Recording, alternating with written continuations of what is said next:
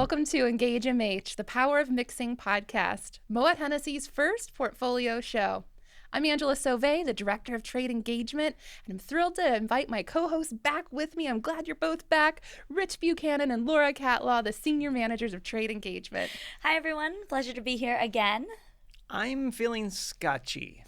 Well, your tie definitely indicates that you are. That is a beautiful tie. Tell us about it. It's the family plaid tartan. I wear it for special scotchy occasions. Isn't it called the Buchanan It is the Buchanan tartan. There you go, y'all. Rich has his own tartan. 37%. I'm 36% Scottish. There you are. It's very fitting because the theme of our show today is the Bookends of Scotch. And we're going to have the exciting opportunity to talk to David Blackmore, the global brand ambassador for Glenmorangie and Ardbeg. And you'll both be excited for this. Charles Hardwick, Moët Hennessy's first portfolio mixologist, is joining us again on the show to teach us how to properly experience Glenmorangie 10 years old and Ardbeg in a cocktail. I'm thrilled that Charles is coming back. I actually pre-planned a fun question to ask him. Oh, he will love that. Well, I will try not to spring it on him, but I probably will. So this episode is all about the Bookends of Scotch, and that is a reference to the key styles of Scotland's whiskey, what we call Scotch, and specifically referencing peat, of all things. So today we're going to focus on the not peaty Glenmorangie and the scientifically most proven peated Scotch, Ardbeg, which got me thinking, let's talk about peat. Who is Pete? Is Pete coming to the show? Is Pete our guest speaker? It's not a who is Pete. It's a what is Pete. No, okay, I'm kidding. Obviously, I know Pete's not a person. Who would think that? No, honestly, tell me more about Pete. I'd like to know. Peat is one of my favorite topics. Right after puppies. I love puppies. I love puppies and peat. I like to think of myself as a peat geek. Is that a thing? A peat geek? Oh, we should make a hashtag? Hashtag Peat Geek. Let's make it a thing for Rich today. Peat preference is a polarizing proposition, with some whiskey fans adoring it and others who aren't so keen on it. So before we get all hashtag Peat Geeky, let's define what peat is, not who it is, for our audience. Rich, are you up for it? I'm feeling peaty. And scotchy. Got lots of feelings going on today, y'all. But peat is basically decomposed organic plant matter that has been compressed in the ground for thousands of years. Think of it as like young coal, if you will. Imagine coal in your mind. This is young coal. It's not grass, it's not dirt. It's this layer of organic matter that you often find kind of just sitting on that top layer of the earth. But eventually it kind of gets pushed down and it gets compressed over thousands of years. I wish I could take us all to Scotland, go to a peat bog. I was told we don't have the budget to take thousands of people to Scotland. But in the meantime, maybe go Google a photograph of peat or a peat bog specifically. And it's expansive in terms of land. According to our friends at the Scottish National Heritage, peat covers approximately 23% of Scotland, mostly in the Highlands, the northern bit of Scotland, and then the islands. But it's not exclusive to Scotland, as peat is found throughout the world. Rich, you and I, speaking of traveling, we've been lucky enough to visit Scotland and spend a lot of time there with Pete, not the person. Don't hang out with Pete without me. But in peat bogs, we traveled the country of Scotland from the Highlands to Islay, and we learned a lot about peat, specifically that peat has been used as an energy source or fuel for centuries by the Scotch. They use it for everything from, powering factories or cooking at home as a fuel source for everything. I was thinking that the trip to Islay was such a memorable one because we almost got stuck there. There's this one daily flight to Islay from Glasgow. It's a very small propeller plane, right? You sort of squeeze in the seat. I'm getting anxiety just listening to this. And it's the only flight option to the island, but then it's also the only flight option off the island.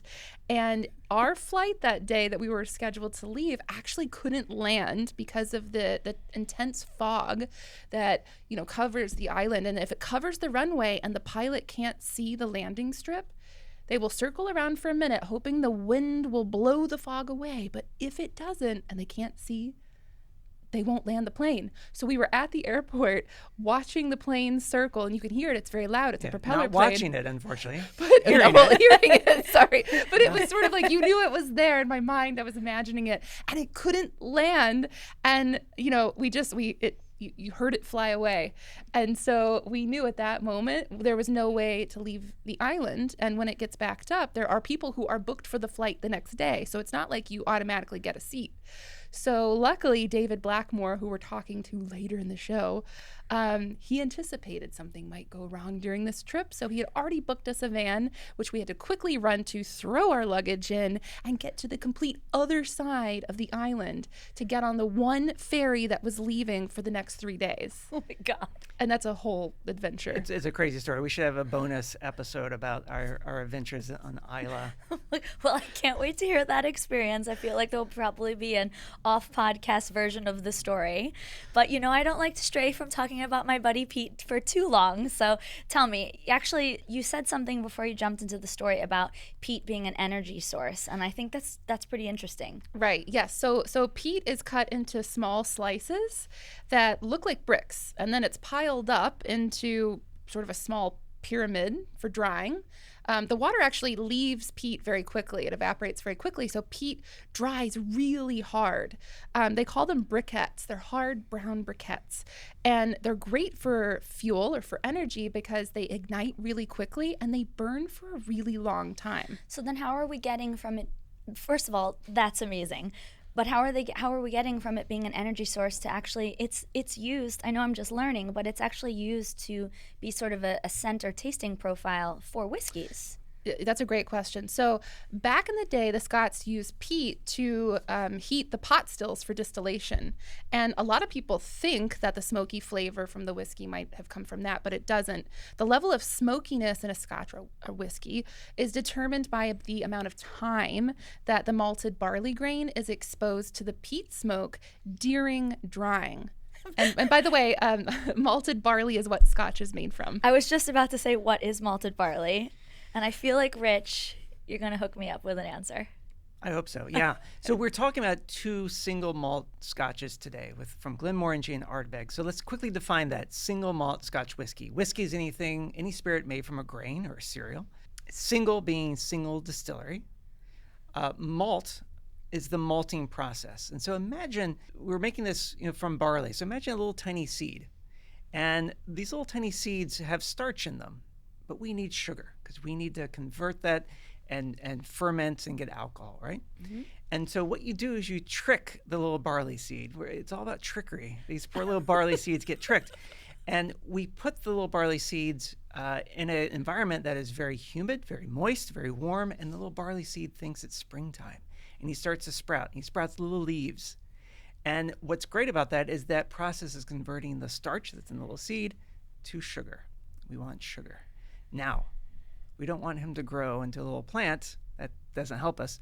And so we have to stop that development. We have to arrest that development. And how do we do that?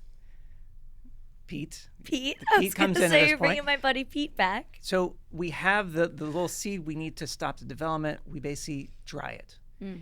And depending on the heat source you're using, it can impact the flavor. If you use peat, which is a very unique smell, that smoke will embed itself in the little barley seeds, and then that comes in through the flavor for the whiskey. Does that make sense? Mm-hmm. Thank you. There you go. And that is the key step when we're talking about this, the bookends of Scotch and the amount of peat. This is that key step. When we stop that development of the barley during the malting process, it embeds it with that smoky notes. Ardbeg is, as Angela mentioned, one of the peatiest Scotch whiskies out there. And you measure this in parts per million. You're measuring the phenolic character of the whiskey. And Ardbeg hovers around 50 to 55, which is almost double what our competition is. Glenmorangie, on the other hand, is unpeated. So people who love smoke love Ardbeg. People who don't want smoke love Glenmorangie. Mickey Heads, the former Ardbeg distillery manager, when we visited Ardbeg, almost got stuck. He liked to say that there's a lot of different types of smokiness out there. There's peaty smoke, there's earthy smoke, there's bonfire smoke, and it really all depends on the production process, the shape of the still, and also the level of peat that you're using. And to quote our friends at Alcohol Professor, peat really can be the great smoky divide when it comes to Scotch. You know, in my discovery of our Scotch portfolio, I think that you guys are highlighting what really makes us special. It is sort of to peat or not to peat, considering you have such diversity in what you can choose from our portfolio. I love that. Well, I mean, now that we've hashtag Peat Geeked, Rich, it's time for some behind the bottle goodness with our two iconic Scotches, Glenmorangie and Ardbeg. Are you up for it? I'm up for it. I'm feeling peaty and scotchy, and let's go behind the bottle. There we are. I mean, what can you say about these two flagships from our two Scotch whiskey maisons? Let's start with Glenmorangie. So first, pronunciation. I always focus on the fact that it kind of rhymes with orangey, and also the more in the middle part. So it's Glenmorangie. I need some more Glenmorangie is how I think about this. And Glenmorangie in Scots Gaelic translates to a valley of tranquility or peaceful valley, basically. So that's very nice, I think. So Glenmorangie is located in the northeast of Scotland, in the region we call the Highlands. And the 10-year-old is their flagship expression. And in many cases, everything that Glenmorangie does starts with this 10-year-old, the original expression. So this is kind of the flagship, the base of everything at Glenmorangie. There are things I like to keep in mind when discussing Glenmorangie. 6 things I actually came up with. 6? 6. Number 1, there's a widow. Pretty cool, right? So when William and Anne Matheson founded the distillery in 1843 in the Highlands, he passes away a few years afterwards, and she ends up running the distillery for 25 years. And so she is this pioneer, and she really kind of puts Glenmorangie on the map. And so we talk about how William Matheson was often traditionally thought of as the founder, and maybe technically he was, but it feels like Anne Matheson was kind of really the heart and soul of this distillery.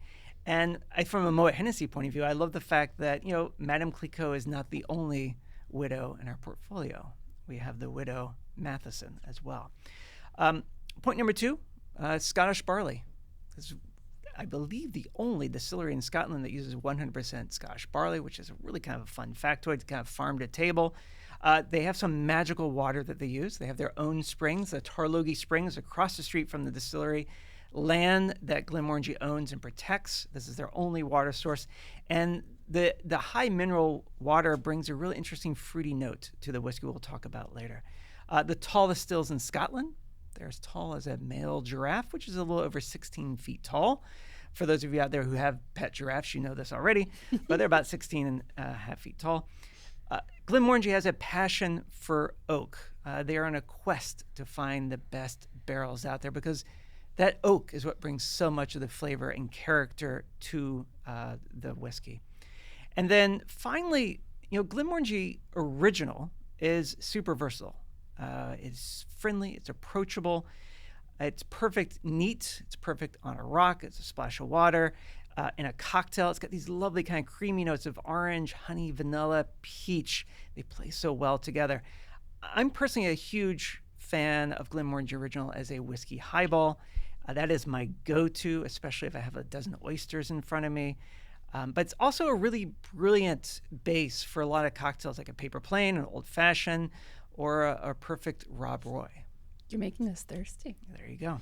Now, let's hop on a plane real quick, and we'll go to the southwest of Scotland onto the island of Islay. Pronunciation, Islay. We're hopping on the plane that you talked about earlier. Yeah. Okay. Yeah. Tricky.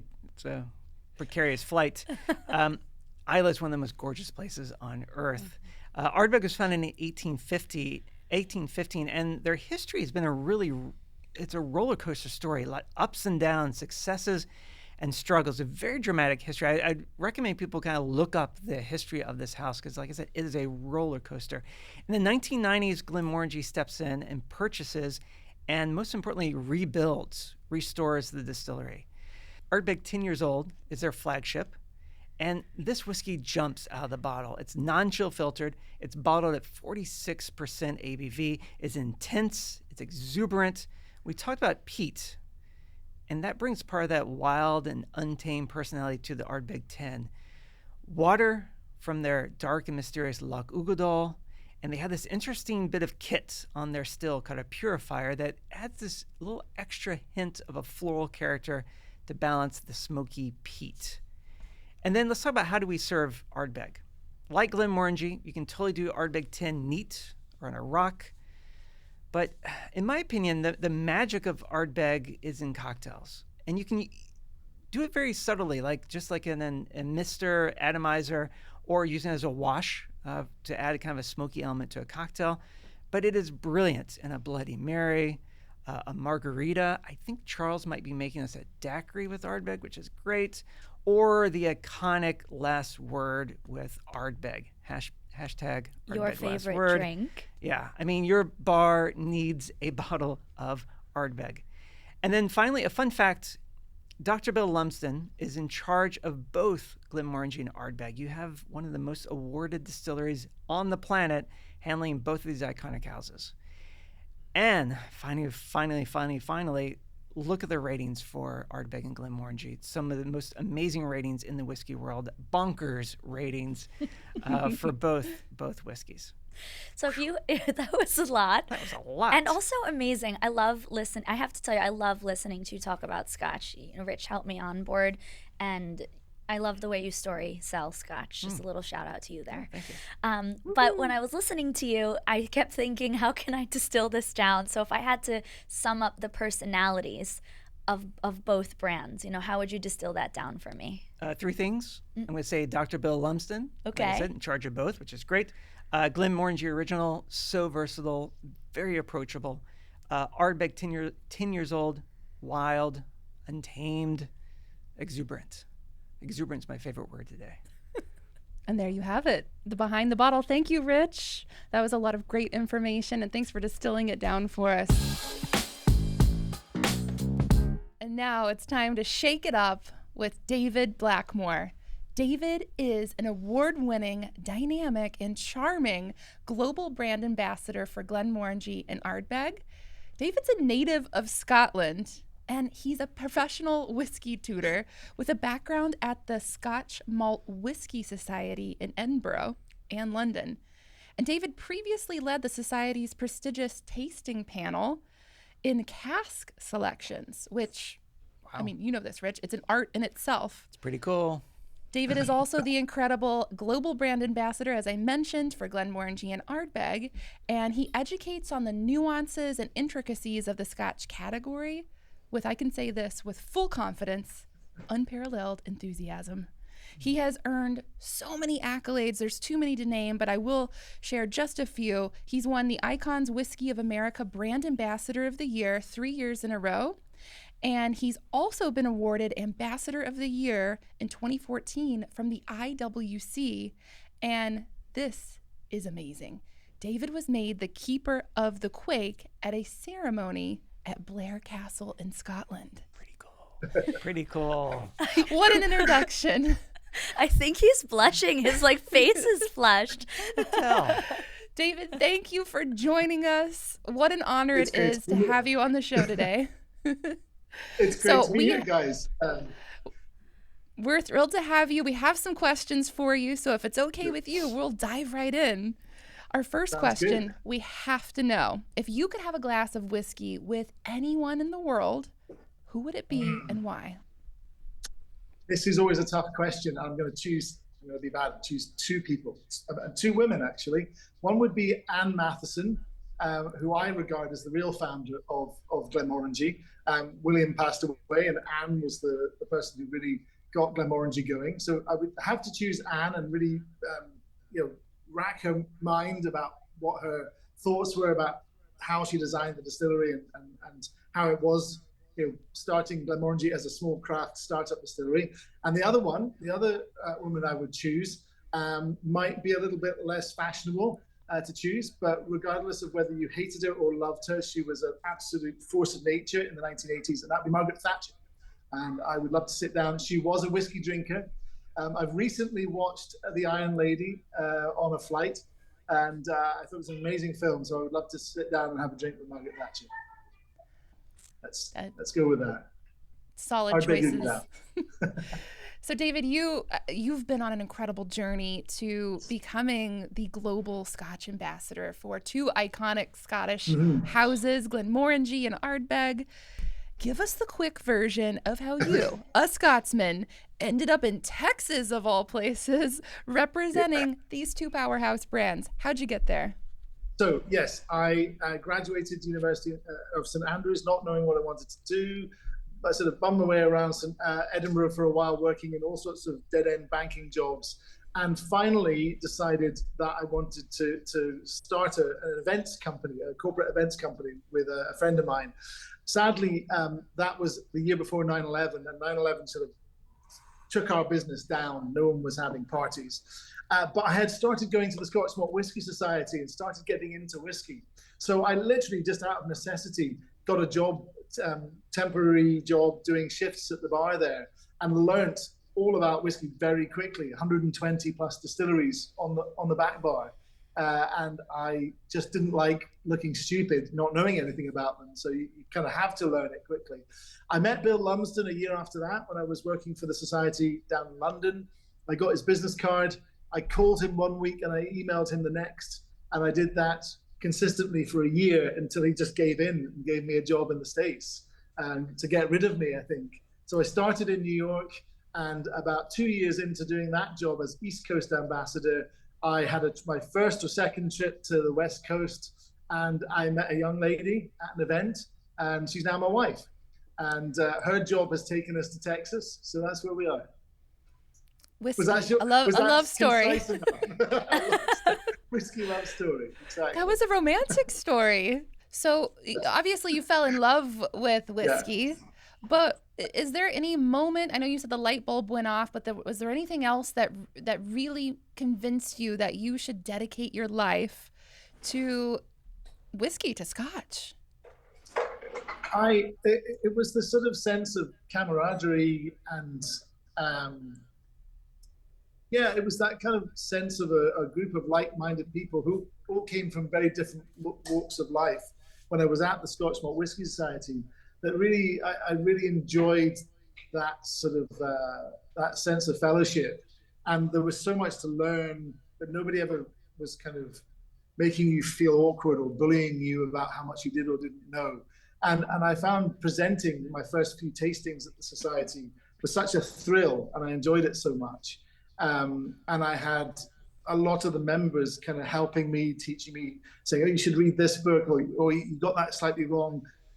Have a look at this." It just felt great because as a kid, I was incredibly shy. I could not public speak at all. I would actually play truant on the days where we had public speaking classes. I wouldn't do it. I would shake. I couldn't sleep, and I'd play truant. But getting into whiskey I think partly because you have a little sip as well, maybe, but it certainly made me feel more relaxed, and I kind of really took to it at that point. So, is playing truant playing hooky? Yes. Sorry, that's yes. All right. English, yes, that's playing hooky. Playing hooky. Yes. Okay. That's what we say in the States. That's right. You're in Texas playing hooky. Yeah. That is also fascinating that you had a fear of public speaking. Absolutely. Public speaking is a true fear. It's actually, I don't remember if it's before or after spiders, but it's up there. It's one of the number one fears. So we have to know, why do you think people adore and love Scotch? I mean, it's part of what I've just mentioned. It's that kind of idea of belonging. And it's contrary to what some people might think. I've always found the group of people that are into Scotch whisky very welcoming. There are very few. There's the odd one or two who are this kind of whiskey snob who kind of makes fun of you for not knowing. But you dig a bit deeper and find they're not really big fans at all. They're kind of bravado, showing off that they think they know a lot. But your average Scotch whisky drinker, it's a pleasure to hang out with them, and it's just a really good hobby to have. I find that the complexity of flavour across the breadth of single malts in Scotland, and then globally now. You're always discovering new flavors, new experiences. And for me, single malt Scotch, the complexity actually becomes quite tied to emotion and memory. I have a lot of kind of memories from childhood, not because I was drinking as a child, but because aromas and smells that you've probably completely forgotten that you experienced as a kid. Sometimes you'll get that in a glass of whiskey, and it'll take me straight back there. I'll have a complete, perfect, 4K visual flash of being someone.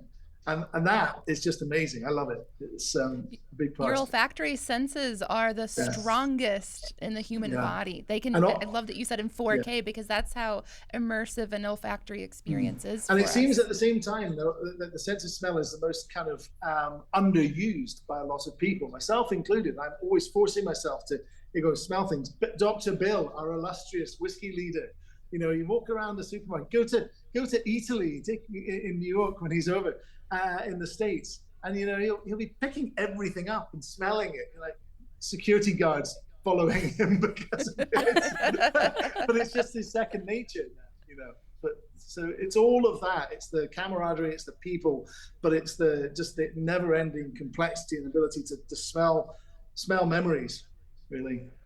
I love it. There, with Scotch specifically, there are a lot of misconceptions about the category. What are some that you've heard?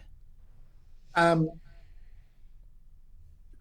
number one which I think is being largely debunked, hopefully, is that Scotch whiskey is just for old white men, which I'm kind of turning into with this attempt at a beard here. But I think that was the most selfish, most effective lie that old white men could have told, to try and keep it to themselves, the good stuff to themselves. It's clearly it's clearly a lie. Scotch whiskey should be for everybody, and there should be no rules about it. Certainly in the summer, the thing about Scotland growing up was that you didn't need ice because it was never warm enough to need ice. Anyway. Well, thinking of Scotland, I mean, the geography of Scotland is quite unique. Look at that background behind you. At Moët Hennessy, we represent two distinct regions in the portfolio, the Highlands and the Islands, the island of Islay. Yeah. David, how do you simply explain the differences between these two vastly different regions? It's a tough one to do succinctly, and I'll do my best. If you really want to reduce it down, Islay is almost synonymous with the word peat. Yes, there are Islay whiskies that are unpeated. There was always an exception to the rule. But when we're talking Ardbeg and Islay, it's peat. Don't expect to come to Islay and not experience peat. And peat is semi-fossilized vegetation, blah, blah, blah, that is dried and then burnt as a fuel under the barley. It fumigates the barley, and then the peat molecules, the phenols, the smoke molecules cling on for dear life and end up actually in your glass of whiskey. So when you think you are tasting a campfire, yes, you are actually physically drinking a campfire. Not for everybody, of course. For everybody if you like it, but a lot of people have a hard time with that. So so Islay is peat, salty, briny, and smoky peat.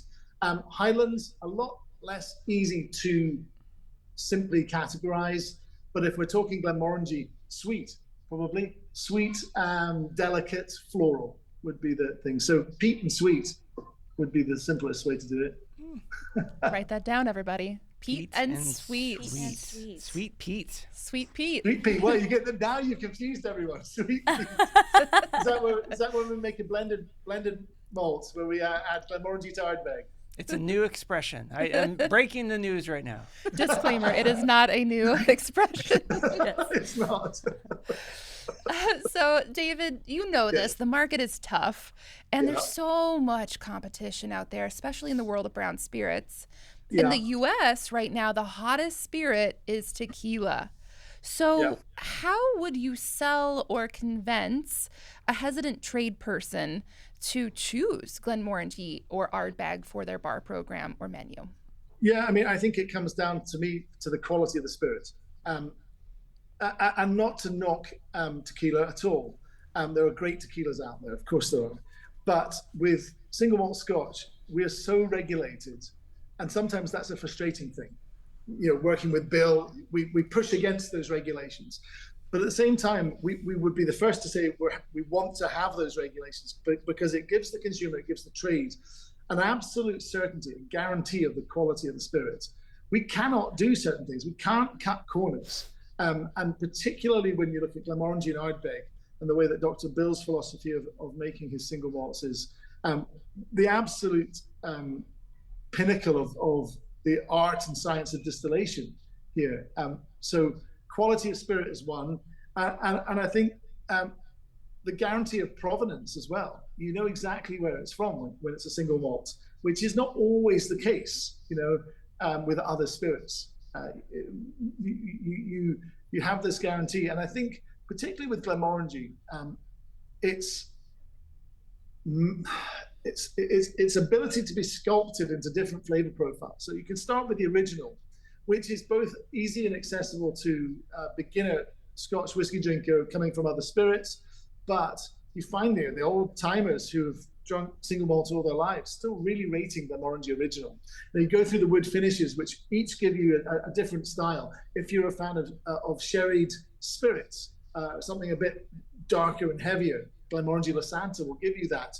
Quinta Ruban in a different sort of way. If you want something a little sweeter, Nectar d'Or is right there for you. The 18 is the most sublime spirit on the planet, in my mind. It's just unbelievably good. When you drink it, it sounds like there's angels just singing, flitting around my head all the time. So I think it would be about just the quality of the spirit and the guarantee of provenance that goes with it. And actually, going back and maybe revising my answer to the previous question, which was one of the things that people get wrong about Scotch is the idea that they think it's inaccessible, the flavor profile. It's not all. It doesn't all taste like a peat bog. If you don't like peaty whiskies, Glenmorangie hasn't got a whiff of peat in it. Something like the original, easy, accessible, at least as accessible as a tequila. Oh, Laura said this earlier. You choose to peat or not to peat. Yes. I I did actually. Yes. Thanks for bringing that back up. To Pete, or I also thought Pete was a person. So there you go. Yes, So I get asked that. I do get asked that sometimes. Who's this guy Pete? Or who's this guy Glenn? Who's this guy Glenn? And why does he own so many distilleries? Well, they dropped it on me. They were like, Pete. I've only been with the Moët Hennessy for 5 months. I come from a luxury fashion sector. And I said, who's Pete? And is he single? I love that. So, David, you touched on this, that the Scotch is so versatile, right? There's a Scotch for whatever your preference is, right? Totally. But many people don't realize that Scotch pairs really well with food. Totally. And just spending time in Scotland and trying Scotch with all of the different food pairings available, it pairs so well. So what are your food pairing recommendations for Glenmorangie or Ardbeg? Yeah, and we have detailed some of that out in our whiskeyspiritofpossibility.com website. And some of my favorites, something like Glenmorangie Original, it's quite a light floral spirit. And I think it goes well, if you're talking something like cheese, it goes well with like a young goat's cheese, something quite mild. Or you can go entirely the other way, and sushi or shellfish works really well as well. If you're going for something like Glenmorangie Quinta Ruban with that kind of red fruit and dark chocolate notes, then venison, something like that, red meat venison really works well. Glenmorangie Nectar d'Or and creme brulee, epic pairing. If you're looking at Ardbeg, strangely, even though Ardbeg is so different from Glenmorangie, Ardbeg and oysters and shellfish in a very different way. Yes, I knew Richard would say that. Ardbeg and oysters, Ardbeg 10 and oysters, just fantastic.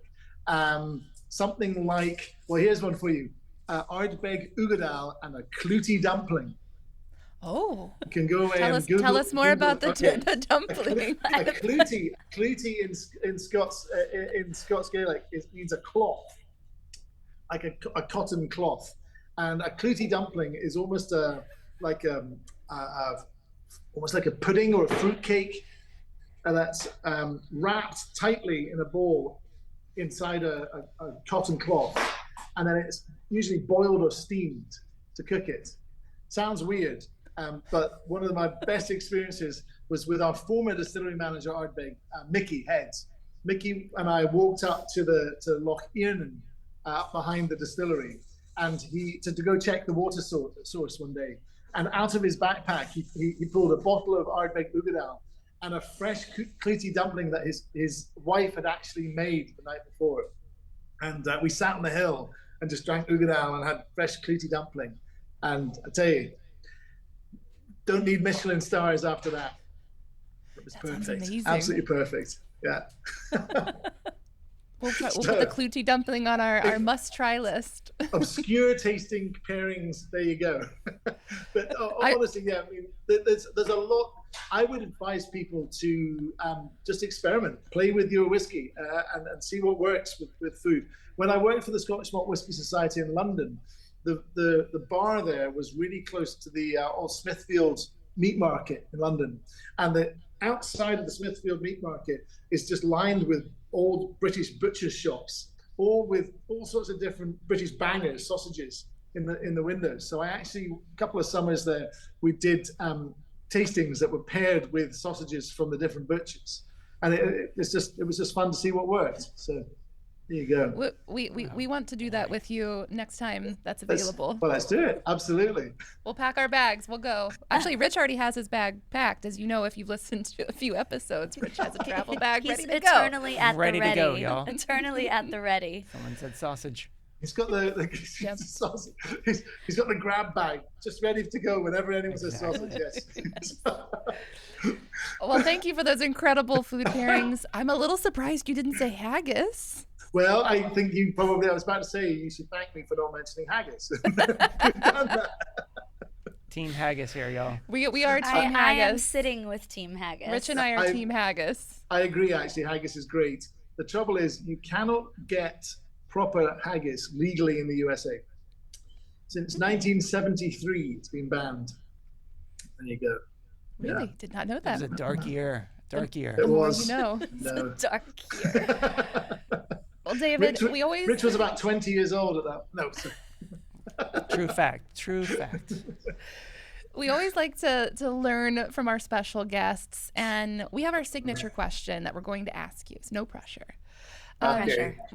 What is one lesson that your career has taught you that you think everyone at some point should learn in their life? I think you are going to have heard this answer before, but it's what I really believe in. That you need to do what you love. You need to work doing what you love. Sorry, there's little children running around behind the camera here. So you need to do what you love. I took a long time to realize that, and I wasted a good 7 years back in Scotland doing things in offices. I just bored out of my mind, absolutely bored out of my mind. And I cannot imagine, and I know an awful lot of people, that's their career. They just wait till the day they retire and hope that they then can go have some fun. That's not the way to do it. Take the quest for a good salary and put it to the back of your mind, and go and find the thing that you want to do, that you get out of bed and it's not a chore to go and do. And you will then be the best at that of anything that you're ever going to do in your life, because it's the easiest thing for you to do. And when you're the best at something, the money will come. You've got to do it back to front. Honestly, that's my biggest piece of advice, I think. So run off to the circus. Go for it. If that's you, seriously, go and do it. So run off to the bye. If Laura's seat is empty, she is run off to the circus. That's incredible advice. And David, you're clearly doing what you love.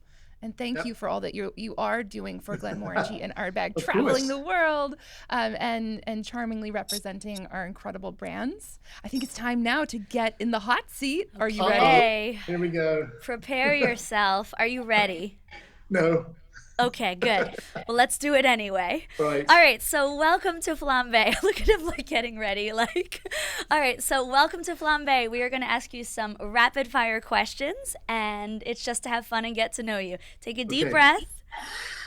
3, 2, 1. Okay. Neat or on the rocks? Neat. Okay, whiskey with an E or without? Clearly without. Aha. Ardbeg Daiquiri or a Glenmorangie mojito? Ardbeg Daiquiri. Ooh, wow, that's going to be good for later.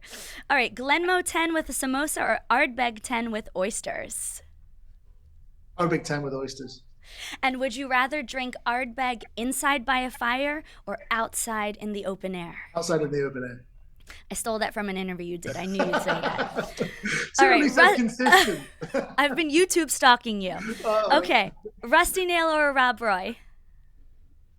Oh gosh, that's a tough one. First instinct. Rob Roy. Rob Roy.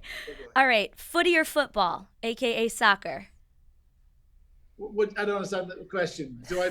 Like this American is all your football? guys' fault. Rich told me footy, American football or football, aka soccer. I'm going to have to say American football because my son is a budding quarterback, so I have to say that now. Ooh, a future Dallas Cowboy maybe. Hopefully. All right, living in Jersey or living in Texas? Can I have a third option? No, I'm from New Jersey. You better say New Jersey. Honestly, probably Jersey. Yes. All right, Scottish haggis or Texas brisket? I've got to say Scottish haggis. Sorry. Gotta do it. God. Gotta do it. All right, and then this is probably the most serious question I will ask you. Right. As a proper Scotchman, this is very serious. I'm looking for you to clear up. Is it when it comes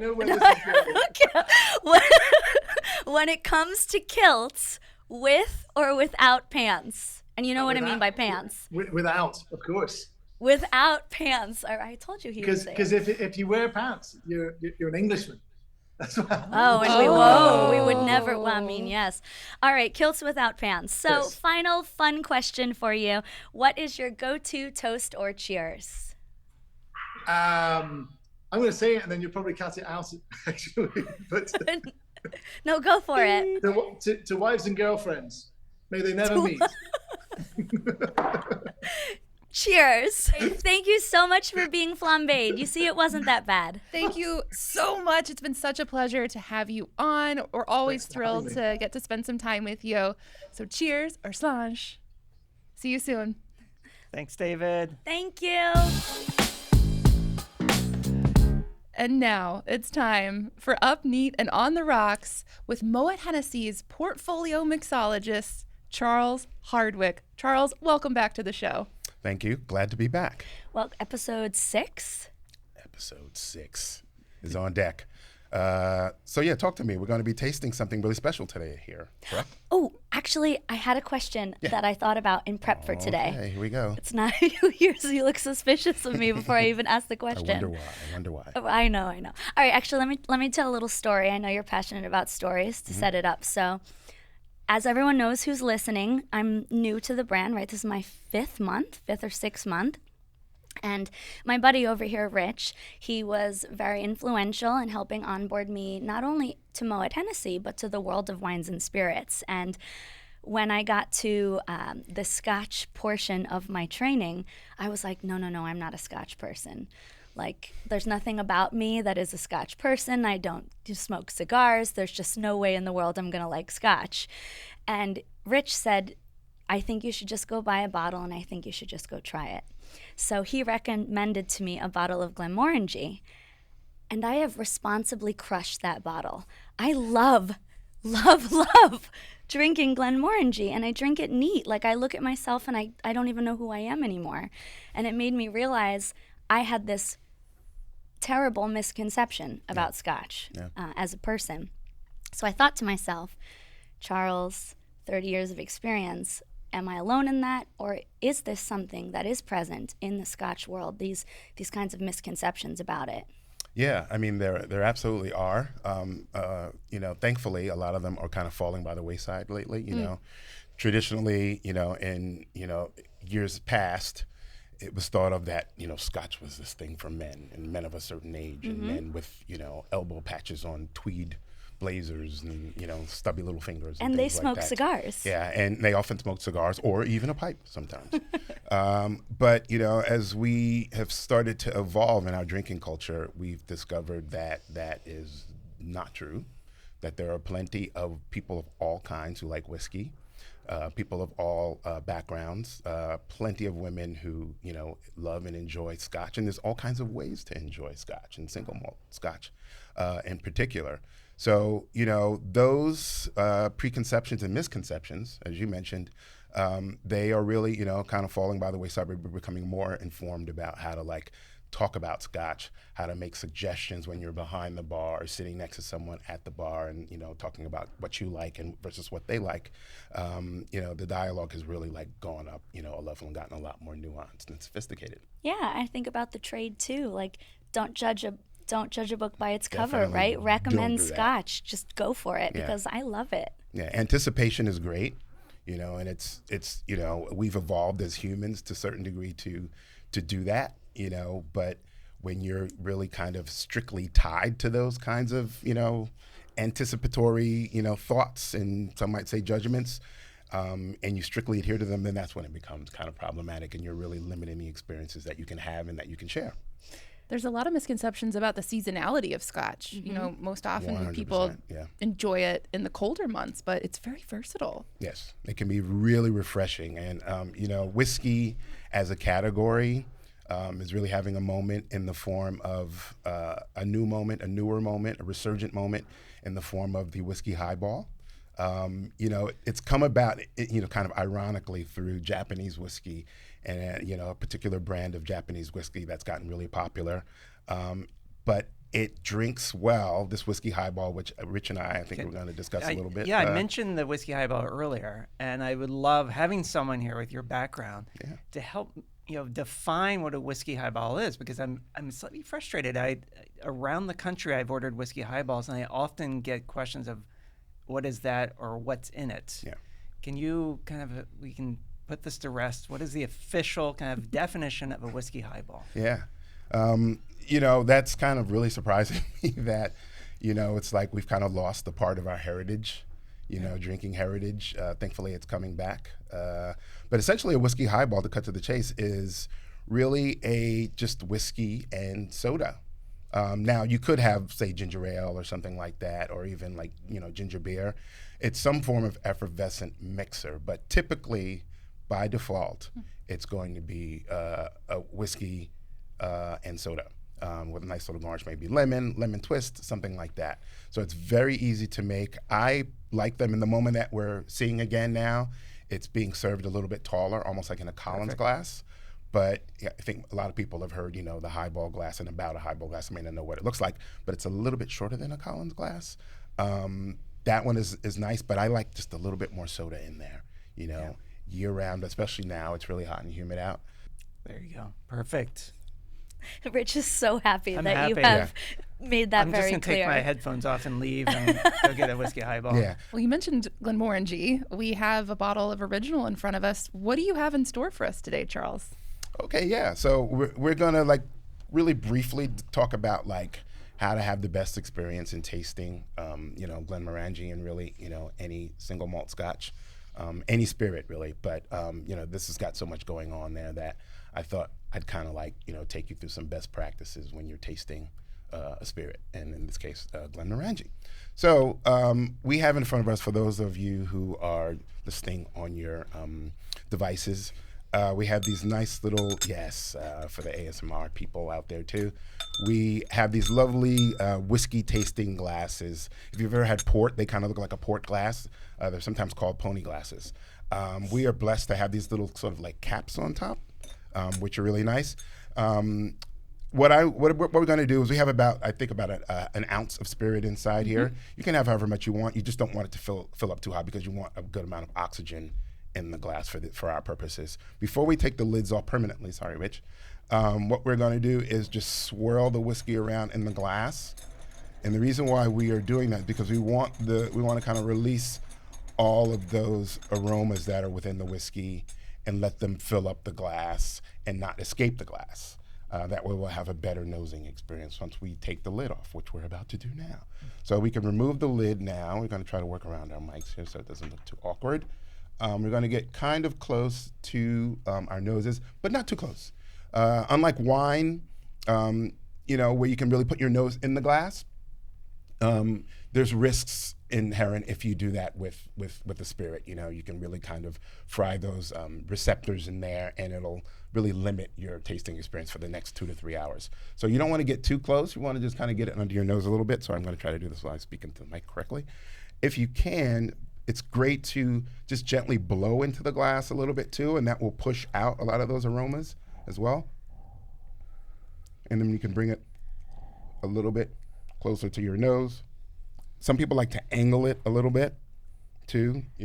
Some nostrils are, you're a little bit left dominant or right dominant with your nostrils. I don't know if that's a thing, but I'm going to say it is. This smells so wonderful, good. right? Do you have any sort of feedback on what you're getting from It's taking me to Scotland. the nasal experience? Yeah, vanilla apricot. warm. So much, right? Peachy. Can swirl it again. A little peachy. It smells like summer. I don't know if that's I love an appropriate descriptors word, but that's what it smells like. that are abstract like that too, because that's part of the experience too, is not just like associating with a fruit or whatever, but like a time and a place. Great spirits tell stories. So we're gonna take our first sip here, but just a little bit, and that one is really almost going to be just to kind of like prime our palate a little bit first, before we really get into the real tasting experience. So let's do that a little bit, just a little bit on the tip of your tongue almost. Kind of take that in, and certainly make some notes in your head, but we won't share them yet. And then now this is the real, where we're gonna really I think, be able to really clearly identify what we're tasting. You also want to get some oxygen in there too. Breathe through your nose a little bit, through your mouth, and let that oxygen do its thing and kind of activate all of the flavors across your entire palate, mid palate, front, back, all of that. And tell me what you're thinking. It's just so enjoyable. I am continually So approachable, right? surprised Super by how approachable. much I like it. Yeah. It's delightful. It is. It's so easygoing and it feels so good. And then we're as you- enjoying it at room temperature, Yeah, and we should have mentioned that too. Yeah, another great practice too is if you have a little dropper or something like that, or even a straw, you can take some nice spring water and just put a drop or two within your whiskey if you're drinking it neat, and that'll give you a whole other experience and add another layer to your experience. And then even now, okay, so it's been about 30 seconds, 45 seconds after we tasted it. And you can still really feel it, kind of coming up through, through your nose and across your tongue. And, there's just life, within the spirit, and, it's water of life, right? That's what the term whiskey is derived from. So the spirit really takes on a life of its own. Glenmorangie takes on a life of its own as you continue to experience it in this way. Let's make a cocktail. I'd like an Ardbeg cocktail. Yeah. Well, we're going to make a really cool Ardbeg cocktail, a little bit disruptive. It's taking a classic and kind of putting an Ardbeg spin on it. We're going to make an Ardbeg Daiquiri right now. So let's get started. You can't make a daiquiri without lime juice. So we got some really nice freshly squeezed lime juice here. And then we have some simple syrup. I am making 2, and we're going to divide them 4 ways. So that's why you see me probably, if you're paying attention to the jigger, why I'm pouring a little bit more into the jigger. So that was 3/4 lime and half simple. And then we would do 2 ounces of our Ardbeg here, right into our shaker. This is the Ardbeg 10, I think, Delicious. right? Yes, oops, sorry. Mm-hmm. Gonna get some ice in there. Did you bring this ice? This is the podcast running joke, the journey of ice, to the podcast. Yes, the I'm ice. so glad he brought ice. we have our shaker here. You should definitely see that. Make sure you turn it the right side up. Certain person here wants to shake the cocktail. Don't be jealous, don't Brian. knock your teeth out. Be very careful. A little harder. Come on. Get back into it. Oh my God. Shake, Laura, I'm shake. shaking it. It's like. It's not bad. Okay, that's good. How'd I do? Yeah, that's good. Good? Yeah. One more. Okay, I'm done. Okay. Nope, you need to do it. Okay. Sorry. Okay, so we got to separate the shakers. We got a nice froth on there. Where's the camera? And this is the fun part, or the second most fun part. You got the pouring.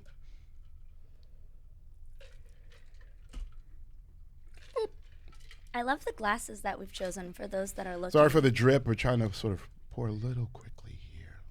They are beautiful. And you're coops. doing this over a mic stand. So, I mean, this is a little, some good stretching. Not exactly bar conditions here. It's the but, Mixology Olympics. Yeah.